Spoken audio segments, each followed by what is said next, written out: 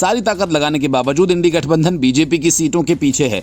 NDA को बहुमत मिल चुका है, लेकिन इन सब के बीच अखिलेश यादव और ममता बनर्जी के लिए खुश होने का मौका हाथ लगा। राहुल गांधी भी काफी जोश में हैं, उनकी पार्टी की कुछ सीटें बढ़ गई हैं, लेकिन एनडीए को बहुमत हासिल करने से कोई रोक नहीं पाया।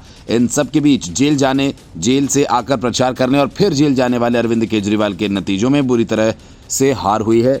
दिल्ली में लगातार बीजेपी ने क्लीन स्वीप किया और कांग्रेस के साथ गठबंधन केजरीवाल के काम नहीं आया। और इतना ही नहीं, जिस पंजाब में आम आदमी पार्टी ने प्रचंड बहुमत से अपनी सरकार बनाई थी, वहां भी केजरीवाल की सियासी जमीन पूरी तरह से खिसक गई। आम आदमी पार्टी को सिर्फ 2 सीटें मिल रही हैं और इतनी ही बीजेपी को। मतलब कि आम आदमी पार्टी इन चुनावों में सबसे बड़ी लूजर बन गई। आम आदमी पार्टी को पूरा भरोसा था कि अरविंद केजरीवाल की गिरफ्तारी का जवाब देते हुए जनता उनके पक्ष में जनादेश देगी। आखिर आम आदमी पार्टी की हार की क्या वजह है?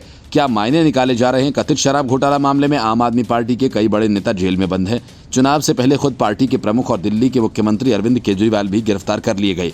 आप पार्टी के दूसरे सबसे बड़े नेता मनीष सिसोदिया 1 साल से अधिक समय से जेल में हैं।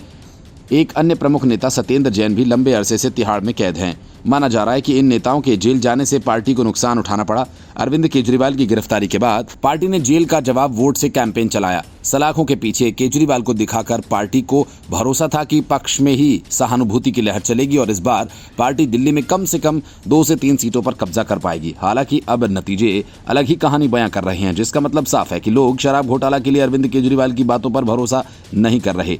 लोगों का मानना है कि केजरीवाल और मनीष सिसोदिया ने मिलकर शराब घोटाला मामले को अंजाम दिया और रिश्वत की रकम आम आदमी पार्टी को भेज दी ताकि कैश की बरामदगी न हो सके। लेकिन केजरीवाल के साथ आम आदमी पार्टी के खिलाफ चार्जशीट दायर की जा चुकी है और पीएम मोदी की तीसरी सरकार बनने के बाद आम आदमी पार्टी के खिलाफ ईडी की कार्रवाई तेज होगी। हालांकि वोटों का बिखराव रोकने के लिए आम आदमी पार्टी ने पहली बार कांग्रेस से गठबंधन करके भाजपा का मुकाबला किया। पार्टी को उम्मीद थी कि वोटों का बंटवारा रोककर भाजपा को पटखनी दी जा सकती है। हालांकि नतीजों को इस रूप में भी देखा जा रहा है।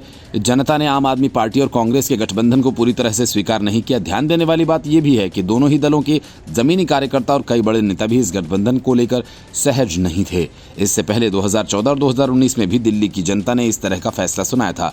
दोनों चुनावों में भाजपा ने सभी 7 सीटों पर कब्जा जमाया था, लेकिन इस दौरान विधानसभा चुनाव में आम आदमी पार्टी को 2 बार प्रचंड बहुमत मिल चुका है। राजनीतिक जानकार कहते हैं कि दिल्ली में केजरीवाल और केंद्र की मोदी का फॉर्मूला अपनाया गया, राजधानी ने अपनाया है।